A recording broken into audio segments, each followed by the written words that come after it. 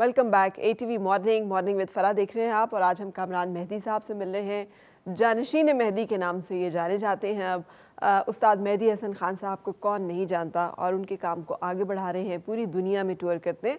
और पिछले साल से इन्होंने ये तय किया है कि हर 6 महीने के बाद ये पाकिस्तान में भी ज़रूर आया करेंगे, और उसी सिलसिले में ये आजकल पाकिस्तान में है। और मुख्तलिफ महाफिल जो हैं, जो कि कराची से लेकर तो पेशावर तक मुनक्किद हो रही होती हैं। ये वाकई कि कराची से पेशावर तक हो रही होती है, क्योंकि हम समझते हैं कि शायद मखसूस इलाके हैं जहाँ पे गज़ल को जानने वाले या पहचानने वाले या पसंद करने वाले लोग पाए जाते हैं। नहीं जी, मुझे तो पाकिस्तान के हर खित्ते से बहुत प्यार मिला। और हमने लास्ट टाइम भी जब किया था तो कराची, लाहौर, साहिवाल, फैसलाबाद, मुल्तान, चकवाल, इस्लामाबाद, पेशावर, ये सारे मतलब हमने अभी जो आपने बीच के कुछ नाम लिए हैं ना, जैसे साहिवाल, फैसलाबाद, चकवाल, पेशावर, तो लोग समझते हैं कि यहाँ ज़बान चूँकि फ़र्क हो गई, पंजाबी हो गई, तो पंजाबी क्या जो है वो लोग ज़्यादा म्यूज़िक की सोफिस्टिकेशन का के बारे में इतना नहीं होगा उनको, तो वो गज़ल और ये क्लासिकल आइटम्स में तो इतनी दिलचस्पी उनकी होगी नहीं। लेकिन आप बता रहे हैं कि ऐसा नहीं है। नहीं, मैं तो समझता हूँ कि वहाँ पे ज़्यादा सुनने वाले हैं। अच्छा। और क्लासिकली तो फैसलाबाद तो खैर मशहूर है म्यूज़िकली, वहाँ तो बहुत काम पहले भी होता था और अब भी हो रहा है। और बाकी इन रीजन में चकवाल में जो मैंने शो किया तो मैं हैरान था वहाँ पे, मतलब मैं भी इसी तासुर लेके आया था कि शायद वहाँ पे क्या सुनेंगे, वो बस फिल्मी गाने और वो सब गाना। लेकिन वहाँ पे इतनी मुश्किल असातिज़ा की जो गज़लें हैं वो गानी पड़ी हैं, और लोग म्यूज़िकली इतना समझ रहे थे कि उन जगहों पे दाद दे रहे थे जो म्यूज़िकली ट्रेंड लोग जिस पे दाद देते हैं। तो बाकी इन जगहों पे सारा, और फिर पेशावर में मैंने सोचा वहाँ पे तो उनका समझ ही नहीं आएगी किसी हाँ को। म्यूज़िक ही डिफरेंट है, लेकिन वहाँ पे इतना प्यार मिला और इतना मुझे ऐसा लगा कि मुझे पेशावर में तो हर बार जो ना 2-4 शो करने चाहिए। अच्छा। बहुत मुझे मज़ा अब आया। देखिए कि म्यूज़िक की यही खूबसूरती है कि ये तमाम जो बाउंड्रीज़ हैं उनको ख़त्म कर देता है। ना ज़बान की, ना इलाके की, ना रंग व नस्ल की, ना मुल्कों की। ये एक और यूनिवर्सल लैंग्वेज है बल्कि जिसमें आप। आपने बड़ी अच्छी बात की इस बारे में। अभी अमेरिका से आने से पहले मेरा अप्रैल 5 को मेरा अटलांटा में शो था। अच्छा। तो उस शो में वहाँ के सेनेटर आए हुए थे, तो वो तो अमेरिकन थे ज़ाहिर है। तो उन्होंने 15 मिनट का टाइम या 20 मिनट का टाइम लेके आए थे कि भाई मैं आऊँगा, स्पीच दूंगा और ये सब, और बैठ के बस तो बैठे। उसके बाद जब उन्होंने काम सुनना शुरू किया तो वो मेरी वहाँ तकरीबन 2.5-3 घंटे की परफॉर्मेंस थी, वो पूरा टाइम बैठे रहे।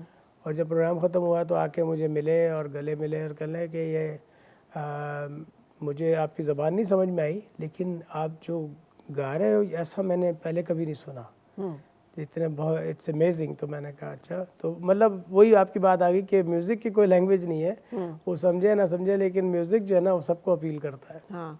अच्छा, अब जिस तरह की शख्सियत आपने बताई है मेहदी हसन खान साहब की, कि वो एक एक एक म्यूज़िशियन के तौर पे तो हम उन्हें जानते हैं, लेकिन जिस तरह का एक इंसान हमारे सामने आया है कि एक बहुत ही पुरज़्म शख्सियत, और वो अपने बच्चों में उनको क्या फिर एक्सपेक्टेशन और उम्मीद होती थी, और क्या वो बहुत एक खुशी, जैसे ऐसे लोग अगर वालिद हों तो ये बहुत यूजुअली सख्त गिर वालिद होते, खुशी नहीं होते, क्योंकि उनके अपना क्राइटेरिया, उनके अपने अंदर अचीवमेंट्स इतनी होती हैं कि उन्हें दूसरी अचीवमेंट्स हैं वो छोटी लगती हैं कि ये भी क्या है, मैंने तो ये कुछ किया हुआ है। तो ये मुश्किल दरपेश रही फिर उन म्यूज़िक के लिए तो उनकी एक्सपेक्टेशंस जो थी वो बहुत हाई थी। वो म्यूज़िक मतलब सुर की फ्रीक्वेंसी और उसके लिए वो कंप्रोमाइज़ नहीं करते थे, चाहे बेटा हो या कोई भी हो। तो उसकी एक मिसाल ये है कि सारी ज़िंदगी मेरी कोशिश रही कि मैं वालिद साहब को सेटिस्फाई करूं, और भाइयों में सबसे ज़्यादा वक्त मेरा वालिद साहब के साथ गुजरा, वो भी इसलिए कि वो हमें टाइम ही नहीं दे पाते थे। 3-3 महीने में कभी आते थे, 15-20 दिन के लिए। तो मैंने उनके साथ फिर मैंने कीबोर्ड बजाना शुरू किया, तो उनको मैंने कहा कि मुझे आपके साथ बजाना है, मुझे चांस दीजिए। कहना है कि पहले तो उनके एक्सप्रेशन ये थे कि कीबोर्ड मेरे साथ गज़ल में। मैंने कहा जी, तो पता है तो मैं तो एथनिक म्यूज़िक के साथ मैं करता हूँ, मतलब सारे जो इंडिजिनस इंस्ट्रूमेंट्स हैं उनके साथ इंस्ट्रूमेंट जो है। तो मैंने कहा जी, तो मैंने कहा एक बार आप चांस तो दीजिए। कहला अच्छा ठीक है। तो मुझे पहली बार टूर पे ले गए, कुवैत गए थे हम लोग, कोई 20 दिन का या 25 दिन का टूर था। अब मैं कीबोर्ड बहुत ज़बरदस्त बजाता था, उस ज़माने में मेरा बैंड था, सब कुछ था। लेकिन मुझे ये पता था कि मुझे अपने कीबोर्ड की स्किल्स नहीं इनको सुनानी है, मुझे इनको वो काम देना है जो ये चाहते हैं, क्योंकि मुझे तो उनके साथ अटैच होना था। तो मैंने उनको जिस तरह का म्यूज़िक बजा के कीबोर्ड में दिया तो उनको बहुत अच्छा लगा। उसके बाद मैं उनका परमानेंट म्यूजिशियन हो गया। फिर उनके पैरालाइज होने तक मैं उनके साथ दुनिया भर में मैंने किया। लेकिन उसका जो फ़ायदा था, जो मेरा मिशन था, वो कि उस तरह से मुझे टाइम मिला उनके साथ। मुख्तलिफ़ मुल्कों में हम जाते थे, शोज़ करते थे, तो प्रैक्टिस भी सुन रहा हूँ, उनकी परफॉर्मेंस भी सुन रहा हूँ, जहाज़ में, गाड़ी में, हर जगह हमारी ट्रेनिंग होती थी। तो वो सब होता था। तो उस आपके क्वेश्चन के रेफरेंस में एक दफ़ा दुबई का प्रोग्राम था, तो वहाँ मैं गा रहा था और मेरी अपनी कंपोजिशन मैंने तकरीबन कोई 25 मिनट की, 28 मिनट की गाई। लोग बड़े, बहुत 250-300 लोग वहाँ पे बैठे हुए थे। घर में एक महफिल थी, तो वो आके वालिद साहब को, हाँ साहब बेटा तो आपका उस्ताद हो गया, बहुत कमाल गा रहा है। हर कोई आ रहा है, मेरे घुटनों को हाथ लगा, हाँ साहब आप तो कमाल हैं और ये वो। तो मेरे लिए बड़ी अजीब फीलिंग थी, लेकिन दिल में ये था कि आज मैंने झंडे गाड़ दिए, आज वालिद साहब खुश हो गए। उसके बाद जब हम वहाँ से जाने लगे, होटल जब वापस जा रहे थे, तो वो रास्ते मुझे कहने लगे कि तुमने अपना गाना सुना आज? मैंने कहा जी। तो कहने कहाँ ध्यान रहता तुम्हारा, मतलब सुर को देखा तुमने, मतलब सुर की तरफ तवज्जो नहीं है तुम्हारी? तो मैं बड़ा हैरान। तो खैर हम चले गए और तो दूसरी सुबह स्वीट था वो होटल में, तो हम लोग अपना उसमें किचन वगैरह था, हम चाय बना रहे थे। तो मेरे साथ हमारे जो प्रमोटर थे उनसे मैंने पूछा, मैंने कहा आपके ख्याल में मैंने कल रात को कैसा गाया? कल यार मेरे हिसाब से तो बहुत अच्छा गाया, लेकिन खान साहब कह रहे हैं तो जाहिर है वो भी बात गलत नहीं हो सकती। मैंने कहा हाँ, मैं अभी तक उस ख्वाहिश है दिमाग में कि ये कहाँ चूक हुई। तो उन्होंने फिर कहा कि एक मिनट ठहरो, उस ज़माने में ऑडियो कैसेट पे रिकॉर्डिंग्स होते थे। कहले रात को जो रिकॉर्डिंग्स हो रही थी वो टेप पे मैं लाया हूँ, चलो सुनते हैं। हमने लगा के सुना, तो वो माइक्रोस्कोपिकली अगर देखें तो कहीं कहीं सुर जना ज़रा सा ऊपर नीचे, जो आम सुनने वाले को नहीं पता लगेगा वो था। तो वो उस चीज़ में बिल्कुल भी वो कंप्रोमाइज़ नहीं करते थे। और वही वजह है कि हमारी जो जुस्तजू है वो कभी खूब से खूब तर करने की वो कभी रुकी नहीं, क्योंकि वो फिर अगर मैं उसमें सेटिस्फाई हो जाता कि हाँ जी अब तो ठीक है, तो फिर वो मेरा काम शायद वहीं रुक जाता। अच्छा, अब ये भी बताइए कि पेरेंटहुड के तौर पे आप समझते हैं कि वालिद का रवैया इतना सख्तगीर होना चाहिए? आप समझते हैं जैसे आप हैं वैसे होने चाहिए? क्योंकि आपका रवैया अपने वालिद से बिल्कुल बरक्स है, आपका एक बड़ा दोस्ताना मिजाज और रवैया है। वालिद का रवैया हमारे साथ सख्त नहीं था, लेकिन वो रिज़र्व था और उनका सारे का सारा ध्यान अपने म्यूज़िक पे था। हमारी सारी अपब्रिंगिंग टेक्निकली मेरी वालदा ने की है। तो वालिद साहब के साथ बस एक थोड़ा सा वो एक डिस्टेंस था हमारा, और वो बस ऐसे देखते थे तो हम लोग सहम जाते थे कि भाई अब कुछ बात गड़बड़ हो गई है। लेकिन ऐसा नहीं कि वो कभी गुस्से में कोई गाली गलौज कर रहे हैं या कोई ऐसी बात कि थप्पड़ मार दिया या वो नहीं मुझे, बल्कि मैंने अपनी ज़िंदगी में कभी मेरे वालिद साहब ने मुझे हाथ नहीं लगाया होगा लेकिन उनका देख लेना काफ़ी होता था। लेकिन म्यूज़िक के हवाले से वो करते थे। हाँ, ये है कि म्यूज़िक के अलावा ज़िंदगी के हर मामले में एट द स्पॉट उन्होंने ऐसी ऐसी एडवाइस दी, ऐसी ऐसी चीज़ें बताते थे जो आज तक हमारे काम आती हैं। सही। हाँ, और मेरा जो बच्चों के साथ है, मैंने उस चीज़ को, वो बैरियर ख़त्म किया। मैंने कहा नहीं, बच्चों के साथ बिल्कुल माँ बाप को इतनी फ्रैंकनेस होनी चाहिए कि वो चाहे कुछ भी करके आए, वो आके माँ बाप को बताए कि जी हमने ये किया है। अच्छा, आपकी भी ज़बान माशाल्लाह, और मेहदी हसन खान साहब की भी, क्योंकि उनसे भी इंटरव्यू और बातचीत हुई, ज़बान बहुत साफ़, उर्दू बहुत साफ़। लगता नहीं कि चीचा वतनी के गांव में आकर तो इतना वक्त गुजरा है। ये कैसे हुआ कि? बल्कि इसमें हैरत की बात यह है कि हम लोग हैं तो राजस्थान के लूना में पैदा हुए थे, तो हम घर में राजस्थानी बोलते हैं। अच्छा। सारे बहन भाई और वालिद साहब स्टेज पे भी राजस्थानी बोलते थे। लेकिन हाँ, उर्दू का जो सवाल है आपका, एक तो वालिद साहब ने सारी ज़िंदगी जो उनका कलेक्शन था वो असातिज़ा का कलाम और रेडियो की उनकी ट्रेनिंग और रेडियो से उन्होंने जो कुछ किया। मेरे मामले में या मेरे बहन भाइयों के मामले में ये था कि हमारा एक्सपोजर जो था, क्योंकि मेहदी हसन साहब का काम ऐसा है जो लोगों को शायद 30s में, मिड 30s में समझ में आना शुरू होता है और मिड 40s में जाके उनको उसकी क्वालिटी पता लगती है कि यार ये क्या काम है। उससे पहले तक तो उनको समझ ही नहीं आता। तो वो एक्सपोजर हमारा बचपन में ही था। मतलब हम बचपन में मोमिन खान मोमिन को सुन रहे हैं, मीर तकी मीर को सुन रहे हैं, गालिब को सुन रहे हैं, जो कि लोग 30s में आके समझना शुरू करते हैं। तो वो एक्सपोजर होने की वजह से हमें जो ना उस चीज़ के ज़बान पे भी फ़र्क पड़ा और गाने में भी। बल्कि जब मेरे वालिद साहब कराची आते थे, मैं स्कूल से आता था, देखता जिस दिन वो घर में होते थे मैं फ़ौरन तैयार होकर खड़ा हो जाता था। तो जब निकलने लगते थे मैं बोलता मैं आपके साथ चलूँ, तो कहते हाँ तुम्हें लेकिन तैयार होना पड़ेगा, लेकिन हाँ तुम तो तैयार हो, चलो ठीक है चलो। तो मेरे दो लालच होते थे, एक तो मुझे गाड़ी चलाने को मिलती थी अगर उनका मूड अच्छा है तो, और दूसरा मेरे सारे म्यूज़िकली जो सवालात थे तो फिर मैं उनसे गाड़ी में पूछता रहता था कि भाई ये कैसे है, ये कैसे है, तो वो बताते थे। तो उस वक्त फिर मैं उनसे सवाल जवाब असातिज़ा के कलाम पे करता था कि इस शेर का क्या मतलब है मुझे। अब 14 साल का बच्चा जो है मोमिन खान मोमिन के किसी शेर के बारे में डिस्कस कर रहा, तो वो भी हैरान होते थे। लेकिन वो इसीलिए मुमकिन हुआ कि हमारा एक्सपोजर था उस ज़माने में। बिल्कुल सही। अच्छा, गज़ल अब अगर मैं चाहूँ आपसे कि कोई अपनी पसंदीदा गज़ल, और क्या कभी आपको अंदाज़ा हुआ कि अपने तमाम काम में से और कलाम में से मेहदी हसन खान साहब का पसंदीदा तरीन कोई चीज़ जिस पे उनको बहुत अच्छा लगता हो और बड़ा प्राउड हो वो अपने उस एक काम के ऊपर? वालिद साहब का हर आइटम में उनके लिए उनका फेवरेट होता था और उनके बहुत सारे माइलस्टोन्स हैं। ये चीज़ मैंने देखी कि प्रोग्राम में अगर वो रात को 8-9 बजे उन्होंने गाना शुरू किया और सुबह के 4 बज गए और बिल्कुल थक गए, उन्होंने हारमोनियम बंद कर दिया कि ठीक है अब बस अब और नहीं, तो उन्होंने खान साहब एक वो फला गज़ल सुना दीजिए। तो उस वक्त इतने थके हुए होते थे, हम लोग ये सोचते थे, अब मतलब मैं भी शायद कोताही करता हूँ अपने काम से, कि जब थके हुए होते हैं तो वो स्ट्रेंथ वो एनर्जी नहीं होती, तो हम कहते हैं अच्छा यार चलो इसको सुना दो, ऐसे ही काम चलाने के लिए बस एक अस्ताई एक अंतरा सुना दिया। लेकिन वो अगर उन्होंने हारमोनियम दोबारा खोल लिया कि अच्छा मैं सुनाता हूँ, तो उस गज़ल को भी अपना 100% नहीं मैं कहूँगा 200% देते थे, उसको भी उसी पैशन के साथ गाते थे। उस स्ट्रेंथ मतलब थके हुए होने के बावजूद किसी को महसूस नहीं होता था, उसी तरह गाते थे। सही। तो ये इस लिहाज से मैं कहूँगा कि वो हर आइटम ही उनका जो ना फेवरेट था और वो कमाल था। अभी पिछले दिनों हमारी सांसों में आज तक वो हिना की खुशबू महक रही है। तो ये इस गाने की बात हुई तो मेरे बेटे ने कहा कि वो आपने सुना है? तो मैंने कहा हाँ हाँ बहुत सुना है। मैं मलका तरन्नुम नूरजहां ने कहा नहीं, उस्ताद मेहदी हसन खान का आपने सुना है?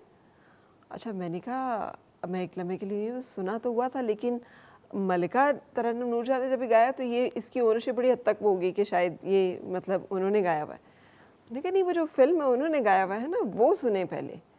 तो मैंने उसको दोबारा से सुना and I enjoyed so much, और मुझे बहुत अच्छा लगा कि आजकल का ये जो सोशल मीडिया प्लेटफॉर्म्स है इसकी वजह से हमारे बच्चों को बहुत सारी चीज़ों का पता है। पहले तो जो चीज़ ब्रॉडकास्ट होती थी सिर्फ रेडियो से या टेलीविज़न से तो पता ही नहीं, वहीं पे गुम हो जाती थी। लेकिन आजकल के जो लोग हैं, जो लिसनर्स हैं, सही में उन्हें सब पता होता है किसने क्या गाया और क्या वो किया। बिल्कुल ऐसे ही। बल्कि इस गाने के आपने जिक्र किया तो ये एक्चुअल में सिर्फ मैडम के लिए बना था। हाँ। बज़मी साहब ने कंपोज किया था।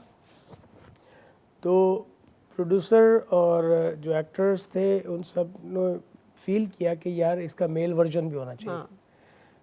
तो वो उन्होंने फिर बज़मी साहब बहुत पसंद करते थे वालिद साहब को, उन्होंने बुलाया और फिर वो गाना उन्होंने वालिद साहब से भी गवाया। लेकिन वो उसी ट्रैक को जो रिकॉर्ड कर चुके थे उस पर उन्होंने गवाया। उस ज़माने में तो 2 ट्रैक रिकॉर्डिंग होती थी, तो उसी ट्रैक पे उन्होंने गवाया। वही सुर है, तो मैडम फीमेल सुर नीचे होता है ज़रा, तो उन्होंने उस सुर से भी ऐसा कमाल गाया उस गाने को। तो अगर उसको सुने तो उनके नॉर्मल रेंज से बहुत नीचे वो बिल्कुल हमारी सांसों इस तरह से आता हो, तो बड़ा उसका डेप्थ है उसके। तो वो उस ओरिजिनली वो उसका कॉन्सेप्ट नहीं था फिल्म में, लेकिन वो उन्होंने उसको डाला और फिर वो बड़ा मकबूल हुआ, बहुत मकबूल हुआ। तो अब गज़ल की बातें अब और करते हैं कुछ टाइम के बाद, लेकिन मैं चाहूँगी कि कुछ गज़ल जो लोग दिलचस्पी रखते हैं और सुनना चाह रहे हैं तो उन्हें कुछ सुनाएं आप, जो भी आप पूरा आपके साथ आज संगत नहीं है, म्यूज़िक नहीं है, तो लिहाजा हारमोनियम के साथ आप ये समझिए। जी, मैं बस 2-2 लाइनें आपको सुनाता हूँ ताकि लोगों का जो चाहते हैं सुनना वो सुने। तो एक मैं पहले फिल्मी गाना सुनाता हूँ, उसके गाना है जब कोई प्यार से बुलाएगा। जी जी जी। तो उस गाने को मैं जब शो में भी गाता हूँ तो मुझे ऐसा लगता है मेरे वालिद साहब सामने आ गए कि जब कोई प्यार से बुलाएगा तुमको एक शख्स याद आएगा।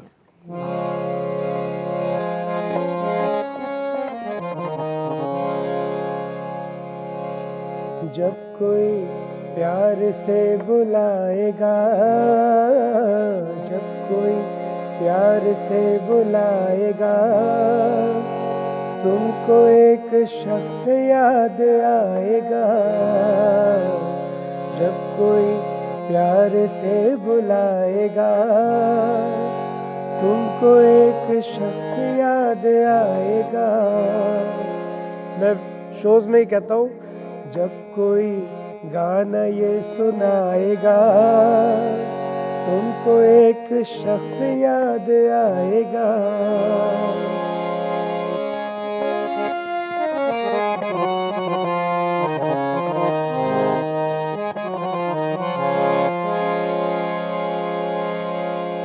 तेरे लब पे नाम होगा प्यार का, शम्मा देख कर जलेगा दिल तेरा।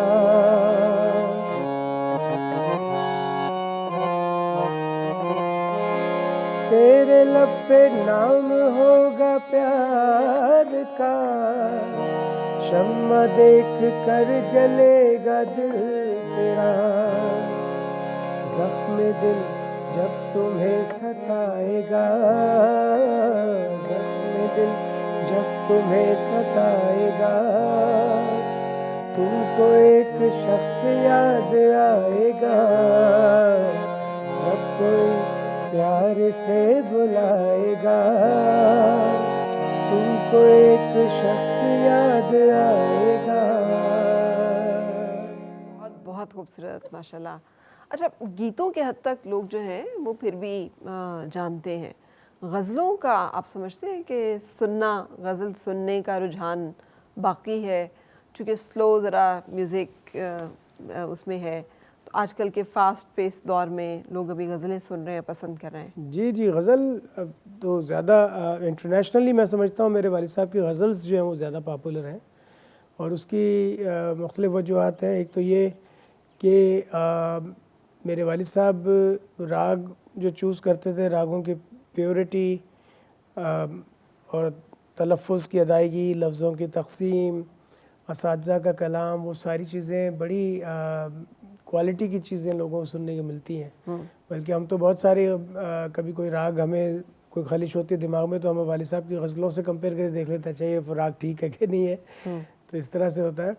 77 में जब वालिद साहब पहली बार हिंदुस्तान गए थे, तो उनकी गज़लें पाकिस्तान रेडियो से और रेडियो सेलोन से बहुत नशर होती थी, और हिंदुस्तान में एक बड़ी फ़ैन फॉलोइंग थी उनकी। तो पहली बार जब गए तो लोग लिटरली जो है वो जो लुग़त होती है या डिक्शनरी होती है, वो लफ्ज़ों को समझने के लिए वो साथ ले लेके हॉल में बैठे होते थे। जब गा रहे होते वालिद साहब, वो देख देख के उसको कि ये इसका क्या है और समझते थे। और मेरे वालिद साहब फिर समझाते भी थे, गज़लों के बीच में मफ़हूम समझाते थे। तो मेरा ख़्याल है कि लोगों में बहुत ज़्यादा इंटरेस्ट है गज़ल को सुनने का और समझने का। उसमें एक तो क्लासिकल उसका एक असर होता है, और दूसरा फिर वो जो पोइट्री है उसकी, उससे जो है। पाकिस्तान का जो म्यूज़िक इंडस्ट्री है वो कितनी एट पार है? अगर गज़ल का रुझान है तो हमारे यहाँ गज़ल गाने वाले आप समझते हैं आ रहे हैं नए, और इस फील्ड में फिर या इस सिन्फ में फिर हमें कमी नहीं होगी अच्छा गाने वालों की? देखिए, गज़ल की जो गायकी है और या गज़ल का जो एक ऑडियंस है, वो हर दौर में बड़ी एक एक्सक्लूसिव रही। उसका समझना और उसको एंजॉय करना, जब लोगों को वो टेस्ट लग जाता तो फिर उनको और कुछ मज़ा नहीं आता।